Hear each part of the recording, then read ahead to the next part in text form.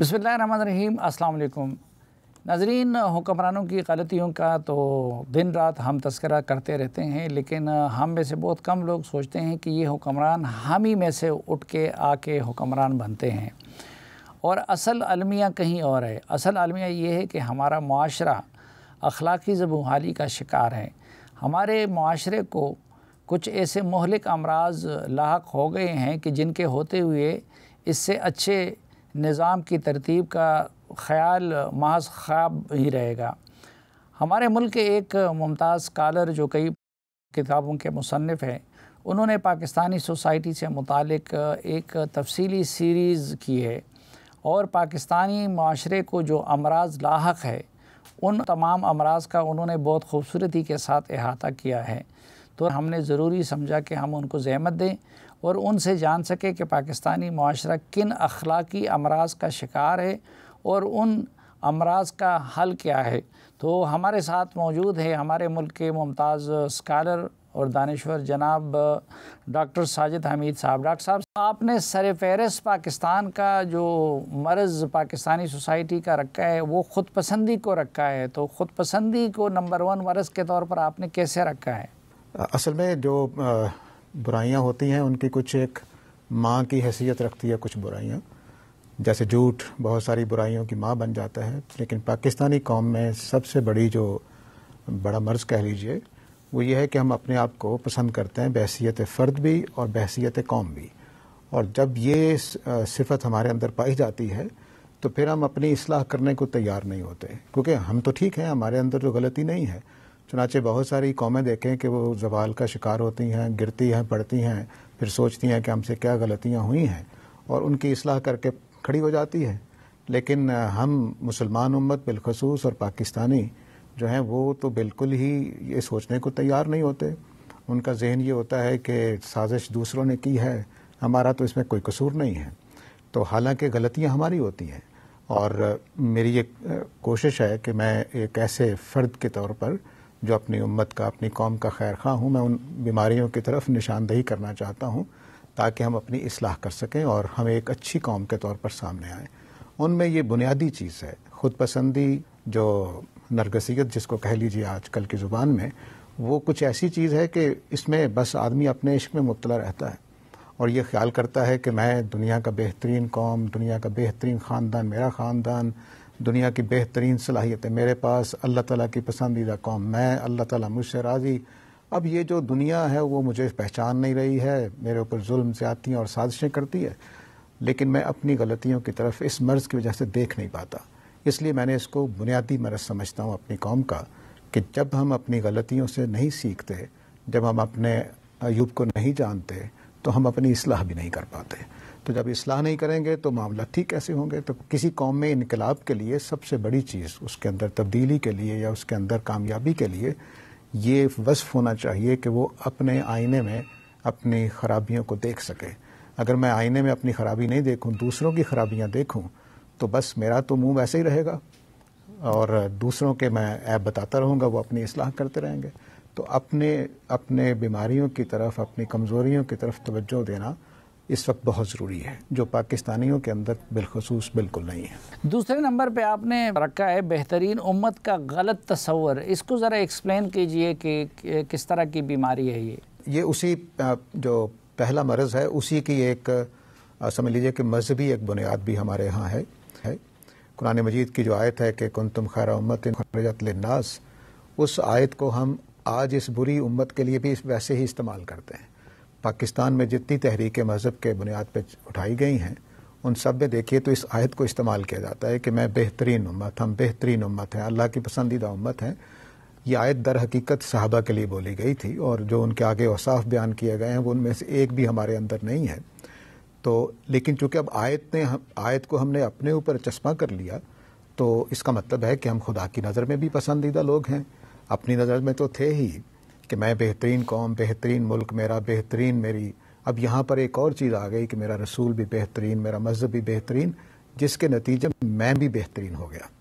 हालांकि वो अमल करने से होना था, दीन को अपनाने से होना था, उस अखलाकियात को अपनाने से होना था जो सहाबा के अंदर थी और नबी करीम सल्लल्लाहु अलैहि वसल्लम जिसकी तरवीज के लिए आए थे। तो वो तो हमने अपनाया नहीं, लेकिन نسلی طور پر مسلمان گھرانوں میں پیدا ہو کر ہم نے یہ خیال کرنا شروع کر دیا کہ ہم بہترین امت ہیں.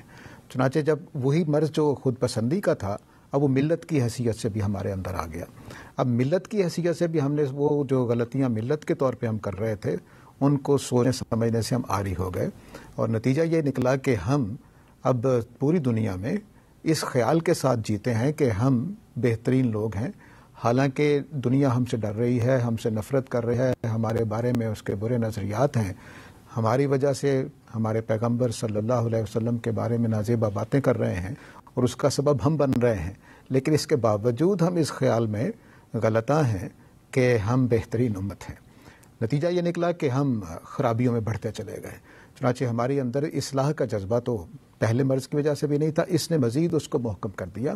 چنانچہ ہم دنیا کو اس طرح سے دیکھتے ہیں اور اپنے آپ کو دکھانا چاہتے ہیں کہ ہم جیسے بھی ہیں ہمیں بہترین سمجھو، اور ہمارے جو بھی باتیں ہیں، ہمارے جو بھی کارنامے ہیں ان کو سمجھو کہ وہ کتنے شاندار ہیں. اور در حقیقت ہم اصل راستوں سے ہٹ چکے ہوئے ہیں. ہمارے اندر وہ کوئی خوبی نہیں ہے جو صحابہ کے اندر موجود تھی.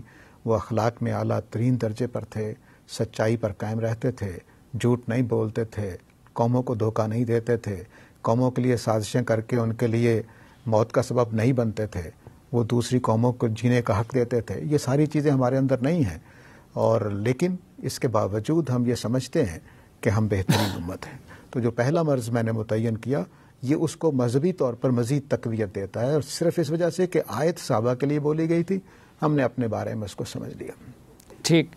اور تیسری بیماری آپ نے تکبر کی بیان کی ہے، تو تکبر کا آپ کس طرح ایکسپلین کریں گے؟ کیونکہ بظاہر تو ہماری سوسائٹی، ہم کس چیز پہ تکبر کریں؟ ہاں جی ہاں، بہت اچھی بات ہے. تکبر کا مطلب یہ ہوتا ہے کہ نبی کریم صلی اللہ علیہ وسلم سے ایک صحابی نے پوچھا کہ میں چاہتا ہوں کہ جس مجلس میں بیٹھوں میرے کپڑے سب سے اچھے لگیں، میرا جوتا سب سے اچھا لگے، میں سب سے اچھا لگوں، تو کیا یہ تکبر ہے؟ تو نبی کریم صلی اللہ علیہ وسلم نے فرمایا کہ نہیں، ان اللہ جمیل یحب الجمال، اللہ تعالیٰ بھی خوبصورت ہے اور وہ خوبصورتی کو پسند کرتے ہیں. تو پھر آپ نے تکبر کو ڈیفائن کیا ہے 2 لفظوں میں، بہت خوبصورتی سے آپ نے پوری بات سمجھائی ہے. آپ نے فرمایا کہ بطر الحق و غمت الناس، تکبر یہ ہے کہ تم حق کا انکار کرو اس وجہ سے کہ مجھے تم بتاؤ گے، میں یہ بات مان لوں، تمہاری بات مان لوں، تم کل کے بچے ہو اور مجھے سمجھانے آ گئے ہو، اس بنیاد پر میں حق کا انکار کر دوں، تو یہ تکبر ہوگا. اور غمت الناس کہ میں لوگوں کو حقیر سمجھوں، ان کے مقابلے میں اپنے آپ کو بڑا سمجھوں. تو یہ جو بیماری ہے یہ ہم میں سے ہر ایک فرد کو لاحق ہے، اور صرف فرد کے طور پر نہیں، قوم کے طور پر ہم تمام. میں نے قومی امراض اس لیے ان کو کہہ رہا ہوں کہ یہ وہ امراض ہیں کہ جو اکثریت کو لاحق ہیں. کچھ امراض ایسے ہوتے ہیں چند افراد کو ہوتے ہیں، لیکن بدقسمتی سے اس وقت جو میری امت پاکستان میں بستی ہے اس کی اکثریت کو یہ امراض لاحق ہیں.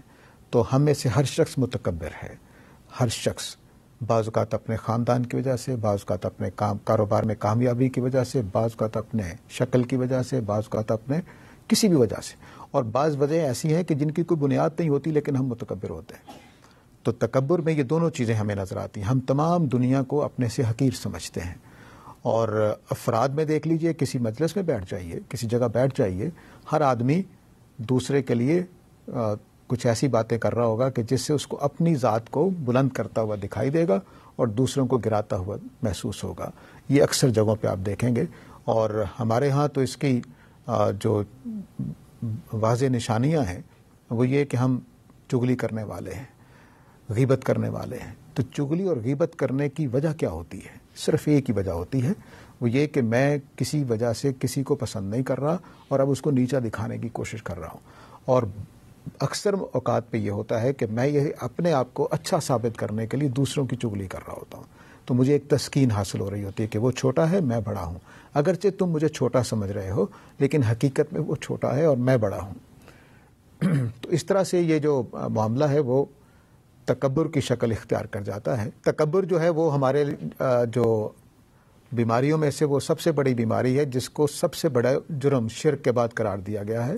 اور قرآن مجید نے یہ بتایا ہے کہ ایک اونٹ تو سوئی کے ناکے میں سے گزر سکتا ہے لیکن ایک متکبر آدمی جنت میں نہیں جا سکتا. کیوں؟ کیونکہ یہ حق کو ماننے کو تیار نہیں ہوتا، اور حق کو نہ ماننا دراصل ہمارے لیے وہ راستے نہیں کھولتا جن راستوں سے ہم ترقی کر سکتے ہیں، آگے بڑھ سکتے ہیں اور ایمان بھی بہتر کر سکتے ہیں اپنا، اور اپنے اعمال بھی بہتر کر سکتے ہیں۔ تکبر والا آدمی ان چیزوں کو ماننے کو تیار نہیں ہوتا۔ تو پہلی جو 2 بیماریاں تھیں وہ مجھے اپنی غلطیوں کے اعتراف سے روکتی ہیں، اور جو تکبر کی بیماری ہے وہ مجھے اس بات سے روکتی ہے کہ میں حق کو مانوں، سچائیوں کو تسلیم کروں، اور جہاں مجھے جھکنا ہے وہاں جھکوں، جہاں مجھے ٹھہرنا ہے وہاں ٹھہر جاؤں۔ لیکن متکبر آدمی جہاں رکنا ہوتا ہے وہاں رکتا نہیں ہے، اس کی اپنی شان کے خلاف ہوتا ہے اور وہ سچائیوں کو قبول کرنے کو تیار نہیں ہوتا۔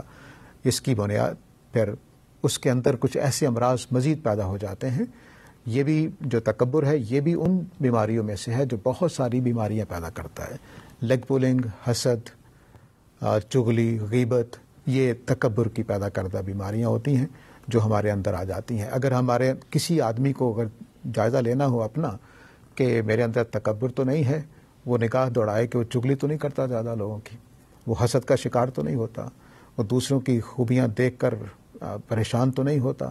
اگر ایسا ہو رہا ہے تو سمجھ لیجئے کہ اس کے اندر تکبر ہے، اور پھر وہ لیگ پولنگ کی کوشش کرے گا، نیچا گرانے کی کوشش کرے گا۔ تو اس وجہ سے پھر ہم مجموعی طور پر مل کر نہیں چل سکتے، کیونکہ دوسرے کی کامیابی میرے لیے ناکامی کا باعث بنتی ہے، ذلت کا باعث بنتی ہے، تو میں اس کا ساتھ کیوں دوں گا؟ تو قوم کے اندر یگانگت اتحاد بھی اس سے برباد ہو جاتا ہے۔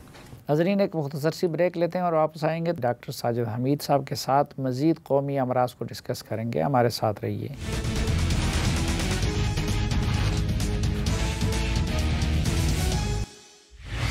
ایک بار پھر خوش آمدید آپ کو جرگے میں۔ آج کے جرگے میں ہمارے ساتھ ہے ڈاکٹر ساجد حمید صاحب، اور ان کے ساتھ بات ہو رہی ہے پاکستان کے قومی امراض سے متعلق۔ ڈاکٹر صاحب، بظاہر تو ہماری قوم کو مردہ قوم سمجھا جاتا ہے، لیکن آپ نے جذباتیت کو بھی امراض میں سے چوتھے مرض کے طور پہ رکھا ہوا ہے، تو جذباتیت سے کیا مراد ہے؟ جذباتیت جو ہے یہ ایک جذبات جتنے بھی ہیں وہ اپنے اصل کے اعتبار سے مثبت ہوتے ہیں۔ مثلا میرے اندر محبت کا جذبہ ہے، نفرت کا جذبہ ہے، یہ دونوں پازیٹیو ہیں۔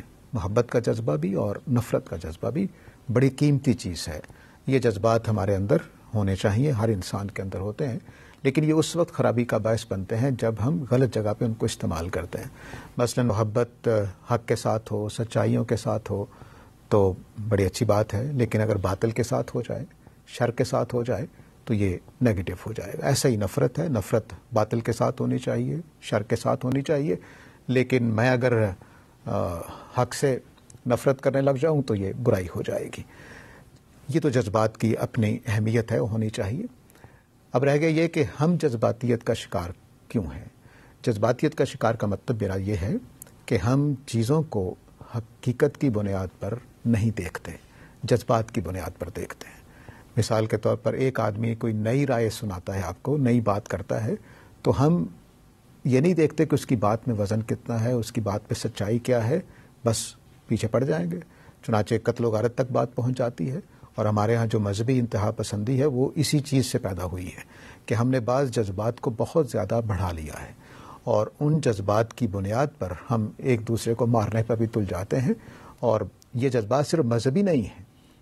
ہمارے ہاں میں نے ایک واقعہ 4-5 سال پہلے کی بات ہے کہ کرکٹ میں ہارنے کے بعد ڈنڈے ہاکیاں مار کے یا بیٹ مار کے ایک نوجوان کو مار ڈالا گیا۔ یہ جذباتیت کی انتہا ہے کہ آپ اپنی شکست کو تسلیم کرنے کو تیار نہیں ہیں، اور آپ نے ایک نوجوان کو اس طرح سے مار ڈالا ہے، اور جو کیفیت اس کے اوپر گزری ہوگی، ڈنڈے کھا کے مرنا کوئی آسان کام نہیں ہے، لیکن اس کو قبول کیا ان لوگوں نے اور ان کو مارتے رہے۔ اس طرح کے بے شمار واقعات مذہب کی بنیاد پر بھی ہو رہے ہوتے ہیں، اور سماجی بنیادوں پر بھی، کلچرل بنیادوں پر بھی، غیرت کے معاملات بھی، اس طرح ساری چیزیں۔ ہم کبھی بھی مثال کے طور پر غیرت میں زنا ہوتا ہے نا، سب سے بڑا جرم جو جنسی اعتبار سے ہوتا ہے، اس کی سزا کیا ہے؟ 100 کوڑے رکھی گئی ہے، یا رجم، بعض صورتوں میں رجم رکھی گئی ہے۔ لیکن دونوں صورتوں میں محض صرف بات کرنا یا کوئی اس طرح کی بات کرنا، ہم غیرت میں آ کے کہاں پہنچ جاتے ہیں۔ یہ وہ جذبات کے پہلو ہیں جس کی وجہ سے ہماری سوسائٹی میں کوئی نیا کام، کوئی ترقی کا کام، کوئی سوچا سمجھا نیا منصوبہ کرنا ناممکن ہو جاتا ہے۔ علم کی تحقیق کے اندر، میں چونکہ علم کی میدان سے تعلق رکھتا ہوں، تو ہمیں ہر روز نئی چیزوں کا سامنا ہوتا ہے، نئے سوالات کا سامنا ہوتا ہے۔ بعض اوقات روٹین سے ہٹ کر ہمیں جواب دینے پڑتے ہیں، ہماری تحقیق ہمیں کسی نئی جگہ پر لے جاتی ہے۔ لیکن اس کو ہم سوسائٹی میں متعارف نہیں کرا سکتے، کیونکہ اس کے بعد مار پڑنے کا ڈر ہوتا ہے، جذبات کا سامنا ہوتا ہے، لوگ باتوں کو سننے کو آمادہ ہی نہیں ہوتے، تیار ہی نہیں ہوتے۔ تو جو قوم پرانی روش کو، ایک ہے کہ قرآن سنت کی بات چھوڑ دیں، وہ تو گناہ کی بات ہے، لیکن ہماری پرانی روش جو چلی آ رہی ہوتی ہے، جو سوسائٹی کی ہوتی ہے، کلچرل چیزیں ہوتی ہیں، ثقافتی چیزیں ہوتی ہیں، ان میں سے بعض چیزیں اگر چھوڑنی پڑ جائیں تو اس پہ جذباتی ہونے کی کوئی ضرورت نہیں ہے، تو لیکن ہم ہو جاتے ہیں۔ چنانچہ یہ ایک بڑا جرم ہے ہمارے اندر، مرض ہے کہ جو ہمیں صحیح سوچنے، صحیح طرز عمل اختیار کرنے، علم کی دنیا کو اپنانے، علم کے نئے چیلنجز کو سامنا کرنے، نئی سوچوں کے ساتھ چلنے، نئے مسائل کو حل کرنے کے لیے قابل نہیں بناتی ہمیں۔ ہم ہر چیز کو یہ دیکھ رہے ہوتے ہیں کہ کہیں ہمارا فلاں جذبہ جو ہے، فلاں جو چیز ہے وہ برباد نہ ہو جائے، فلاں تعلق ہمارا برباد نہ ہو جائے۔ خدا اور خدا کے رسول کے علاوہ جذبات کی ایک کیفیت ہر جگہ نہیں رکھنی چاہیے۔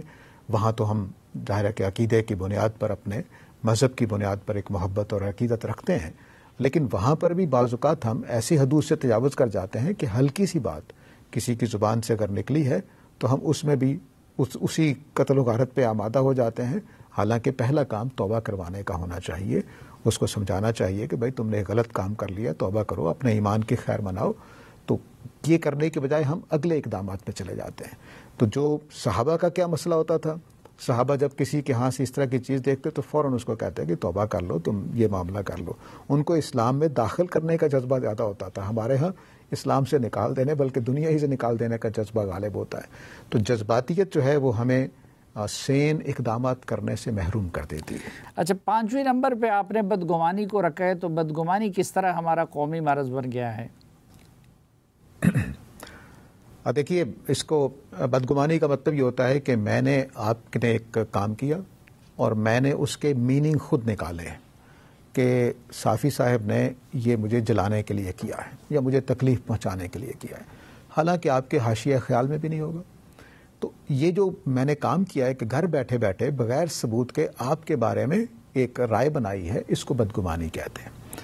ہماری پوری تہذیب کے اندر خاص طور سے جوائنٹ فیملی سسٹم والے علاقوں میں یہ اتنی زیادہ تربیت ہمیں ہوتی ہے کہ ساس بہو کے اقدامات کو اور بہو ساس کے اقدامات کو، بھائی بھائی کے اقدامات کو، کاروبار میں شراکت دار ایک دوسرے کے اقدامات کو اسی نیگیٹو نگاہ سے دیکھ رہے ہوتے ہیں کہ اچھا اس نے یہ اس لیے کیا ہوگا، اس نے مجھے نیچا دکھانے کے لیے کیا، اس نے میرا نقصان کرنے کے لیے کیا، وہ تو مجھے ایسا پسند ہی نہیں کرتا، حالانکہ اس کا کوئی ثبوت نہیں ہوتا۔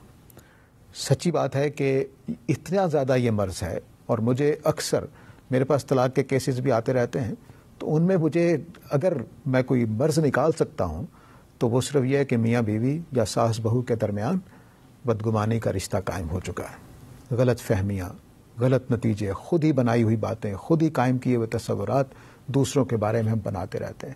نبی کریم صلی اللہ علیہ وسلم اس میں اتنے محتاط تھے کہ آپ یہ فرمایا کرتے تھے کہ دیکھو میرے پاس آ کر دوسروں کی برائیاں نہ کیا کرو، کہ میں جب ان سے ملنے جاؤں تو میرا ان کے بارے میں ذہن صاف ہو، یہ نہ ہو کہ میں تمہاری باتوں کے اثر میں ان کو برا سمجھنے لگ جاؤں۔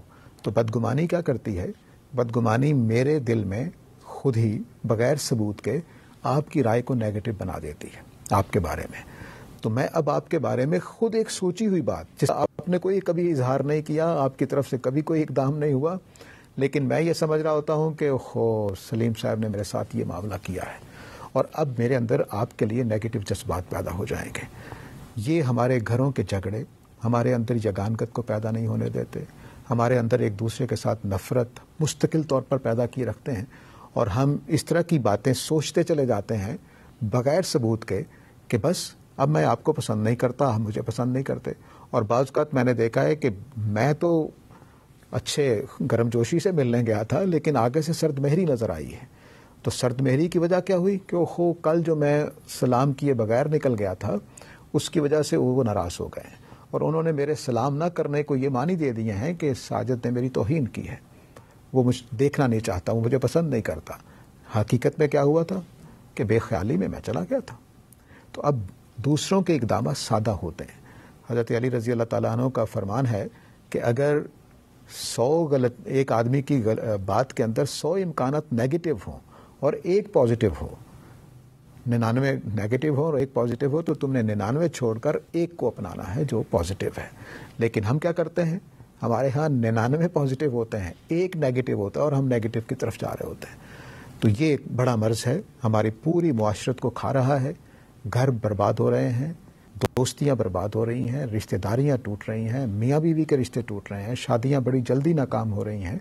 उनके पीछे एक ही मर्ज है, वो ये कि मैं और आप बगैर सबूत के दूसरे की बारे में एक राय कायम करते हैं और फिर ज़िंदगी भर उसको छोड़ते नहीं हैं। मैं एक जुमला बोला करता हूँ कि अल्लाह ताला के यहाँ तौबा कबूल होती है, इंसानों के यहाँ तौबा कबूल नहीं होती। वो अपनी राय को तब्दील नहीं करना चाहते। जो आपके और मेरे बारे में उन्होंने बना ली है, वो समझते हैं कि ये हक है, यही बेहतर बात है, यही मैंने समझ लिया, अब मैं इसके साथ सारी ज़िंदगी इस तरह से रहूँगा। तो ये भी एक बड़ा मर्ज़ है जो हमारी मुआशरे को बिल्कुल खोखला करती चली जा रही है। कोई मोहब्बत एक दूसरे के साथ नहीं होती। हम में से 2 लोग मिलकर बैठकर काम नहीं कर सकते। उसका मर्ज़, वजह उसकी क्या है? यही एक मर्ज़ है। 6 नंबर पे आपने झूठ को रखा है। तो झूठ जिस तरह उम्मुल खबाइस है, तो वैसे तो उनको पहला नहीं होना चाहिए था, और इसकी आप किस तरह तस्हील करेंगे? जहाँ झूठ जो है वो दरअसल एक अलग कैटेगरी है। मैंने कौमी हैसियत से चूँकि बात कर रहा था, तो पहले वो बीमारियाँ ली हैं जो मेरी मुआशरत को ख़राब कर रही थी, और मुआशरत में घराना भी है और पूरी सोसाइटी भी है, और फिर ऊपर हुकूमत के इदारे भी हैं। इन चीज़ों को ख़राब करने वाली चीज़ों को मैंने पहले अहमियत दी थी, और फिर मैंने झूठ को लिया। झूठ बिलाशुबा आपने जो लफ्ज़ बोला है वही है कि ये सारी खबासतों की माँ है। लेकिन झूठ जो है वो हमारे यहाँ, आप यूँ समझिए कि झूठ का मर्ज़ कुछ इस तरह की कैफियत इख्तियार कर गया हुआ है कि हम झूठ बोलने को गोया फ़र्ज समझते हैं। यानी एक होता है ना कि बचना है, या कभी कभी बोलना पड़ जाता है मजबूरी के मौके पर, हम हर मौके पर झूठ बोलने को लाजम समझते हैं। और झूठ बोलना इतना ज़्यादा हमारे यहाँ है कि मैं कहा करता हूँ कि हमारी कौम का जो ख़त्म कुलूब है झूठ के बारे में हो चुका हुआ। झूठ, चुगली, गिबत, इनके बारे में हमारा ख़त्म कुलूब हो चुका। हमें कभी खटक भी पैदा नहीं होती, खलश भी पैदा नहीं होती कि मैंने एक झूठ बोला है तो कोई खलश पैदा हो जाए। नहीं, मुसलसल हमारी आदत है कि हम झूठी जस्टिफिकेशन, झूठी एक्सप्लेनेशन, झूठे वादे, झूठी बातें करते रहते हैं, और कभी कान पे जूं तक नहीं रेंगती है। इसकी वजह से हमारे अंदर जो बुराइयां पैदा होती हैं वो बहुत ज़्यादा हैं। यानी हम हर काम करके जब झूठ बोल के उसको छुपा सकते हैं, तो फिर हमें रोकने वाली कोई चीज़ नहीं रहती। तो झूठ बोलने की आदत दरअसल पूरी बुराइयों के ऊपर एक, समझ लीजिए, एक छाँव सी कर देती है, पर्दा सा कर देती है। मैं दूसरों से छुपा सकता हूँ। तो मैं मसलन बड़ा गलत काम करके आया हूँ, आप मुझे पूछे कहाँ से आए हो, मैं झूठ बोल दूंगा। तो जो चीज़ मुझे दूसरों के आगे बुराइयों से बचाने वाली थी, वो मैंने उसको ही छोड़ दिया। तो सच्चाई पर जब मैं कायम नहीं रहा, तो अब मैं हर तरह की बुराई कर सकता हूँ। एक सहाबी ने कहा कि मुझे आप ऐसी नसीहत कीजिए कि सारी बीमारियों से जान छूट जाए, तो आपने फरमाया कि झूठ ना बोला करो। तो उन्होंने जब सोचा तो उन्होंने कहा, अच्छा अब मैं कुछ भी नहीं कर सकता, जो भी काम करूंगा कोई पूछेगा तो मुझे सच बोलना पड़ेगा। तो चुनाचे बहुत सारी बीमारियां, बहुत सारे बुराइयां जो थी वो आहिस्ता आहिस्ता ख़त्म हो गई। तो झूठ जो है वो हमारी पूरी कौम में ऊपर से लेकर नीचे तक, यानी मुझे 40-45 साल होश की ज़िंदगी हो गई है इस मुआशरे में। मैंने ख़ुद इसको 3 अतबार में से गुजरते देखा है। एक ज़माना वो था कि झूठ को वाकई बुरा समझा जाता था, मेरे बचपन का ज़माना है। लोग झूठ बोलने वाले को बुरा भला कहते थे। अब मैंने देखा है कि कोई किसी को बुरा भला भी नहीं कहता झूठ बोलने वाले को। बस ये होता है कि पता नहीं इस वक्त झूठ बोल रहा है कि सच बोल रहा है, इस पर एतबार किया जाए कि ना किया जाए, ये कैफियत बस रहती है। लेकिन झूठ बोलने की अब चुनाचे नतीजा क्या निकलता है कि हम काबिल एतबार नहीं हैं किसी भी कौम के लिए, किसी भी दूसरे साथी के लिए, भाई भाई के लिए काबिल एतबार नहीं है, मियाँ बीवी के लिए नहीं है, बीवी मियाँ के लिए नहीं है, कौमें कौमों के लिए नहीं है। कोई कौम हम पर एतबार नहीं करती क्योंकि हम झूठ बोलते हैं, वादे करते हैं और छोड़ देते हैं। तो ये जो हमारे अंदर का ये मर्ज़ है, ये हमें अखलाकी तौर पर खाता चला जा रहा है। कुछ बीमारियाँ ऐसी होती हैं जो हमारे मादी फ़ायदों के लिए और अंदर की शख्सियत के लिए कम नुकसानदेह होती हैं, लेकिन ज़ाहिरी शख्सियत के लिए ज़्यादा नुकसानदेह होती हैं। झूठ उन बीमारियों में से है जो हमारे अंदर की शख्सियत को भी खा जाता है। तो जब मेरा ज़मीर झूठ बोल बोल के झूठ का आदी हो जाए, तो उसका नतीजा ये निकलता है कि میرے اندر کا جو ایک زاجر بیٹھا ہوا ہے، ایک تنبیہ کرنے والا بیٹھا ہوا ہے، وہ مر جاتا ہے، جس کے نتیجے میں پھر میں جو چاہتا ہوں کرتا ہوں. اور یہ جو جھوٹ ہے یہ میرے اور آپ کے لیے نبی کریم صلی اللہ علیہ وسلم فرمایا کرتے تھے کہ ایک دل میں جھوٹ اور ایمان اکٹھا نہیں ہو سکتا. تو یہ اتنی بڑی بیماری ہے کہ یہ ایمان کو کھا جاتی ہے. یہ نہیں ہو سکتا کہ جھوٹ بولنے والا آدمی صاحب ایمان بھی ہو. اس کا مطلب اب کیا ہوگا کہ ہم تو صاحب ایمان ہیں، سارے اپنے آپ کو صاحب ایمان سمجھتے ہیں لیکن جھوٹ بھی بولتے ہیں. تو اس کا مطلب ہے کہ ہمارا جھوٹ بس ایک انفارمیشن کے طور پہ ہے کہ نبی کریم صلی اللہ علیہ وسلم اللہ کے رسول تھے، اللہ تعالیٰ موجود ہیں، قیامت ہونی ہے، حساب کتاب ہونا ہے، بس یہ انفارمیشن ہے ہمارے پاس. وگرنہ یہ ہو نہیں سکتا کہ آدمی خدا کے سامنے پیش ہونے والا ہو اور اس کے دل میں جھوٹ بھی موجود ہو. پاکستانی سوسائٹی کے قومی امراض سے متعلق یہ خصوصی جرگہ جاری رہے گا، لیکن ایک وقفے کے بعد.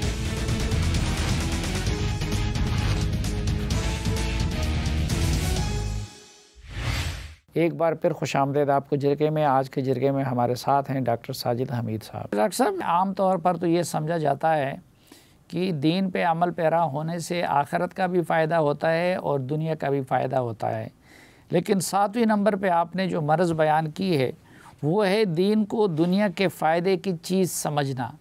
تو اس کو ذرا واضح کر دیجئے کہ اس سے آپ کی کیا مراد ہے؟ دیکھیے، یہ ہندوستان اور پاکستان میں یہ ایک دین کا تصور پیدا کیا گیا کہ، اور یہ میرا خیال ہے کہ انگریز کے آنے کے بعد اس کے امکانات زیادہ ہیں کہ اس زمانے میں پیدا ہوا ہے. وہ یہ کہ ہمیں یہ بتایا جاتا ہے کہ یہ کام کرو گے تو ثواب دائرین حاصل کرو گے، 10 دنیا اور 70 آخر ہوں گے، اور صدقہ تو رد البلا، صدقہ کو دو گے تو بلائیں ٹل جائیں گی. یہ سارے کے سارے جو جملے ہیں یہ قرآن و سنت کے جملے نہیں ہیں، یہ ہم نے یہاں پیدا کیے ہیں. وجہ کیا ہوئی؟ وجہ یہ ہوئی کہ جب اسلام پہ حملہ ہوا انگریز کے آنے کے بعد، اور اب دوسرا حملہ الحاد کا ہوا ہے، اس زمانے میں عیسائیت کے پہلو سے ہوا تھا اور سائنس کے پہلو سے ہوا تھا، تو اس کا جواب دینے کے لیے مذہب کا ایسا روپ اختیار کرنا چاہیے تھا جو مجھے دنیا میں فائدہ دے سکے. نتیجہ یہ نکلا کہ ہمارے ہاں یہ جملے بولے جانے لگ گئے کہ اس کا فائدہ ہوگا، اس کا فائدہ ہوگا. چنانچہ میں نے دنیا کی خاطر دین کو اختیار کرنا شروع کر دیا. چنانچہ آپ دیکھیے کہ پیری فقیری کا راستہ کیا بنا کہ پیر صاحب پکڑ لو، بس آگے تو بخشے جائیں گے، یہاں کاروبار کر لو، یہاں کامیابی حاصل ہو جائے گی، یہ ہو جائے گا. چنانچہ میری پوری توجہ نیکی کے لیے بھی دنیا کی خاطر ہو گئی. تو میں جو نیکی کرتا تھا اس لیے کہ کل میں نے خدا کے ہاں جواب دینا ہے، تو میری نیکی میرے اندر کی شخصیت کا اظہار ہوتی تھی، ایمان کا اظہار ہوتی تھی. اب میں نیکی کرتا ہوں دنیا کے فائدوں کے لیے. چنانچہ میں سچ بولا تو جو انگریزوں نے ہمیں سکھایا کہ آنیسٹی از بیسٹ پالیسی، وہ دنیا داری کا جملہ تھا کہ کاروباری آدمی کو دیانتداری اختیار کرنی چاہیے، کیونکہ یہ سب سے بہتر حکمت عملی ہے کاروبار کو کامیاب کرنے کے لیے. لوگوں کو پتہ ہوگا کہ یہ قابل اعتماد دکاندار ہے، اس کے یہاں سے سودا اچھا ملے گا. یہ ہم نے تمام چیزوں میں اپنا لیا. نماز بھی اس لیے پڑھنی ہے کہ رزق کھلے گا. میں نے روزہ اس لیے رکھنا ہے کہ میری صحت ٹھیک ہوگی، میری چربی گل جائے گی. میں نے نماز اس لیے پڑھنی ہے کہ گھٹنوں میں ذرا حرکت ہوگی. اور یہ میں صرف اتنی بات نہیں کر رہا کہ اپنی طرف سے کہہ رہا ہوں، میں نے بعض مساجد میں بڑے بڑے وضو خانے میں لگے ہوئے یہ پوسٹر سے دیکھے ہیں کہ وضو کرنے کے 19 فائدے، اور ان میں سے ایک فائدہ جنت تھا کہ آپ خدا کے ہاں کامیاب ہو جائیں گے، اور باقی 18 فائدے صحت کے تھے کہ آپ کے جراثیم دھل جاتے ہیں، آپ کے دانت صاف ہو جاتے ہیں، یہ ہو جاتا ہے، وہ ہو جاتا ہے. نتیجہ کیا نکلتا ہے؟ نتیجہ یہ نکلتا ہے کہ میں متقی نہیں رہتا، میں ایمان والا نہیں رہتا ہوں، بلکہ دنیا دار بن جاتا ہوں. تو میرا ایمان جو ہے وہ میرے اندر کی دنیا جو تقوی والی تھی کہ مثال کے طور پر میں نے ماں کی خدمت اس لیے کرنی ہے کہ میں کل جنت حاصل کروں، ریوارڈ کے لیے نہیں، دنیا کے ریوارڈ کے لیے. لیکن اب میری والدہ اگر ناراض ہو جائیں میری خدمت کے باوجود، تو میں مزید نیکی کیوں کروں گا، ان کی مزید خدمت کیوں کروں گا؟ کوئی ضرورت نہیں ہے، کیونکہ نتیجہ نہیں نکلا کوئی بھی. تو جب نتیجہ نہیں نکلتا تو پھر میں دنیا کے کاموں کے لیے، تو اب میرا تقوی آہستہ آہستہ مر رہا ہے اور میری نیکیاں صرف دنیا داری کے لیے ہوتی چلی جا رہی ہیں. چنانچہ میں جس تقوی کے ساتھ خدا کے حضور ہو کر پیش ہو کر کامیاب ہونا ہے وہ میرے اندر نہیں ہے. اور جب تقوی نہیں ہوتا تو میں پھر نیکیاں دوسروں کے لیے کر رہا ہوتا ہوں، اور جب دوسروں کے لیے کر رہا ہوتا ہوں تو پھر وہ نیکیاں بس ایک ظاہری سی چیز ہوتی ہے، دکھاوے کی چیز ہوتی ہے، حقیقت میں اچھا انسان نہیں ہوتا ہوں میں۔ ٹھیک، 8ویں نمبر پہ آپ نے چغلی اور غیبت کو رکھا ہے، تو ذرا ان دونوں کے فرق کو بھی واضح کر دیجئے گا۔ جی، چغلی جو ہے اس کو اصل میں نمیمہ کا ترجمہ ہے عربی زبان میں۔ نمیمہ کا مطلب یہ ہوتا ہے کہ مثال کے طور پر آپ اور آپ کا ایک دوست کام کرنے جا رہے تھے، کاروبار مل کے کرنے جا رہے تھے، مجھے جلن ہوئی اس کی کہ یہ نہیں ہونا چاہیے، تو اب میں نے آپ کا کان بھر دیا کوئی برائی اس کی کر کے، خواہ سچی ہو خواہ جھوٹی ہو، کہ وہ آپ کے ساتھ کام نہ کرے، آپ کا کاروبار اکٹھا نہ ہو، یا یہ رشتہ کرنے جا رہے تھے تو یہ رشتہ نہ ہو، تو یہ چغلی ہوتی ہے کہ میں آپ کو کسی کام سے روکنے کے لیے آپ کا کان بھر رہا ہوں تاکہ آپ اس کے بارے میں بے اعتماد ہو جائیں اور آپ اس کے ساتھ مل کر کام نہ کریں۔ غیبت یہ نہیں ہوتی، غیبت یہ ہوتی ہے کہ سچی بات ہی اس کی عدم موجودگی میں بتائی جا رہی ہوتی ہے، اور یہ میرے اپنے تکبر کی تسکین کے لیے ہوتی ہے، انا کی تسکین کے لیے، اپنے حسد کی تسکین کے لیے، کہ میں اپنے حسد کی وجہ سے اس کو دوسروں کے سامنے نیچا کرنا چاہتا ہوں۔ کوئی کام نہیں روکنا چاہتا، کوئی رشتہ نہیں روکنا چاہتا، کوئی کاروبار نہیں روکنا چاہتا، لیکن اپنے دل کی تسلی کے لیے، اپنے حسد کو ٹھنڈا کرنے کے لیے، یا اپنے جو کوئی زخم پہنچی ہے اس سے مجھے، اس کو ٹھنڈا، اپنے کتارسس کے لیے میں اس کی چغلی کر رہا ہوتا ہوں، اس کے برائی کر رہا ہوتا ہوں اس کی عدم موجودگی میں، تو یہ غیبت ہوتی ہے۔ یہ دونوں جو ہیں یہ میرے تکبر سے پیدا ہوتی ہیں یا میرے حسد سے پیدا ہوتی ہیں۔ چونکہ حسد اور تکبر جو ہے یہ میرے اندر دوسروں کے بارے میں منفی جذبات پیدا کرتے ہیں۔ تکبر یہ جذبہ پیدا کرتا ہے کہ یہ مجھ سے چھوٹا ہے، اس کو چھوٹا ہی رہنا چاہیے، چنانچہ میں اس کو چھوٹا کرنے کے لیے اس کے عیب کو اچھالتا ہوں دوسروں کے سامنے اور دوسروں کی اس کی عدم موجودگی میں، تاکہ وہ اپنا دفاع نہ کر سکے، میں آسانی سے اس کو نیچا دکھانے میں کامیاب ہو جاؤں۔ یا حسد کی وجہ سے کرتا ہوں کہ مجھے اس سے زخم پہنچی ہے، وہ کامیاب ہو رہا ہے، میں ناکام ہو رہا ہوں، تو میں اب دوسروں کو بتانا چاہتا ہوں کہ وہ نکما آدمی ہے، وہ اچھا آدمی نہیں ہے۔ تو یہ دونوں چیزیں جو ہیں یہ اس طرح سے، اور یہ جو ہے بیماری یہ بھی جھوٹ کی طرح ہے۔ ہمارا ہر فرد چغلی غیبت کرتا ہے اور اس کو یہ بالکل محسوس نہیں ہوتا کہ وہ کتنا سنگین کام کر رہا ہے۔ یہ ان برائیوں میں سے ہے جس کو قرآن نے خود روکا ہے کہ یہ نہیں ہونا چاہیے، کیونکہ یہ بھی ہمارے اندر سے دوستی، محبت، تعلق، ایک دوسرے کے کام آنا، ایک دوسرے کا ساتھ دینا، ان ساری چیزوں کو روک دیتی ہے۔ چنانچہ امت کے اندر جو قوم کی حیثیت سے جذبات ہوتے ہیں، مل کر کام کرنے کے جذبات ہوتے ہیں، وہ ان دونوں بیماریوں کی وجہ سے ختم ہو جاتے ہیں، بدگمانی کی وجہ سے بھی اور ان دو بیماریوں کی وجہ سے۔ ٹھیک، 9ویں نمبر پہ آپ نے جس مرض کو رکھا ہے وہ بظاہر تو ایک بابرکت کام نظر آتا ہے، صرف دوسروں کی اصلاح، تو دوسروں کی اصلاح کرنا تو اچھی بات ہے، آپ نے اس کو مرض کے زمرے میں کیوں رکھا ہے؟ مرض اس لیے بنتا ہے، دوسروں کی اصلاح بڑی اچھی چیز ہے بلا شبہ جیسے آپ نے فرمایا، لیکن اگر وہ صرف دوسروں کی ہو، اپنی نہ ہو، تو یہ جرم بن جاتا ہے، عیب بن جاتا ہے۔ ہمارے یہاں کچھ ایسی تحریکیں چلی جنہوں نے یہ کوشش کی کہ ہم آؤ بڑھ کر اصلاح کرتے ہیں ایک دوسرے کی۔ ان تحریکوں میں یہ مسئلہ پیدا ہو گیا کہ میں نے اپنی اصلاح چھوڑ دی، دوسروں کی اصلاح کرنے پہ لگ گیا۔ چنانچہ پاکستان میں یہ صورتحال ہوتی ہے کہ اپنے گھر میں تو اسلام نافذ نہیں ہے، لیکن ہم دوسروں پہ کرنا چاہتے ہیں۔ اپنے گھر میں تو کوئی نماز نہیں پڑھتا، لیکن میں دوسروں کو نماز کی تلقین کر رہا ہوتا ہوں۔ اب خود اپنے عیب 2000 ہوں گے، لیکن دوسروں کے عیب کے اوپر کیچڑ اچھال رہا ہوں گا ان کے لیے کہ دیکھو اس نے یہ کر دیا، اس نے یہ کر دیا۔ چنانچہ یہ پہلا میرا خیال ہے کہ میری زندگی میں قوم ہوگی جس کو میں نے قریب سے دیکھا ہے کہ اپنے عیب کے وہی عیب میں کر رہا ہوں گا، لیکن دوسرے کا عیب وہ بہت نمایاں کر کے بیان کر رہا ہوں گا، دیکھو جی یہ بڑا جھوٹ بولتا ہے، دیکھو جی یہ ڈاکو ہے، یہ غدار ہے، یہ فلاں ہے، یہ فلاں ہے، حالانکہ سارے کام وہ میں خود بھی کر رہا ہوں گا۔ تو یہ جو مرض ہے، اس سے کیا مطلب ہے کہ میں بس تقریریں کرنے والا بن جاتا ہوں، دوسروں کی اصلاح کرنے کا جذبہ، بڑا اچھا نیک آدمی ہوں، کیا بات ہے، میں نے یہ کام کیا، میں نے فلاں کی اصلاح کی، میں نے فلاں کو بتایا کہ تمہارے اندر یہ غلطی ہے، میں نے فلاں کو بتایا تم اس طرح سے غلط ہو، لیکن اپنے جو عیب ہیں ان کی اصلاح نہیں ہوتی۔ تو دین اسلام جو ہے وہ یہ نہیں کہتا کہ دوسروں کی اصلاح سے شروع کرو، وہ کہتا ہے کو انفسکم و اہلیکم نارا، اپنے آپ کو اور اپنے گھر والوں کو آگ سے بچاؤ۔ اس نے نقشہ ہی دوسرا دیا، اور جب نبی کریم صلی اللہ علیہ وسلم کو تلقین کرنے کے لیے، دعوت دینے کے لیے کہا، تو پھر وہاں پر بھی یہی کہا کہ الاقرب فالاقرب، کہ پہلے اپنے آپ کو پھر دوسرے قریبی رشتہ داروں کو، لیکن ہم نے اپنے آپ کو چھوڑ دیتے ہیں، بس اس وجہ سے یہ جرم بنتا ہے۔ وہ کرنا بڑی اچھی بات ہے، دوسروں کی اصلاح کرنا، تو صرف دوسروں کی اصلاح کرنا جرم یہ ہے۔ اپنی اصلاح کریں گے، ساتھ دوسروں کو بھی کریں گے، اور وہ اپنے دائرے میں کریں گے، تو بڑا ایک حسین امتزاج پیدا ہوگا، اور امت کی اصلاح بھی ہوگی اور فائدہ بھی ہوگا۔ ناظرین، آج کے جرگے کا وقت ختم ہوا چاہتا ہے، لیکن ڈاکٹر صاحب کل کے جرگے میں بھی ہمارے ساتھ ہوں گے، کیونکہ انہوں نے 2 تشخیص کی ہے پاکستان کے قومی امراض کے، ان میں 9 تو آج انہوں نے بیان کر دیے، لیکن 20ویں ابھی باقی ہے، اور ہماری کوشش ہوگی کہ کل کے جرگے میں ان سے مزید جو 20ویں پاکستان کے قومی امراض ہے ان کے بارے میں جان سکیں۔ تو آج کے لیے اجازت دیجیے، کل انشاءاللہ دوبارہ ڈاکٹر صاحب کے ساتھ ملاقات ہوگی۔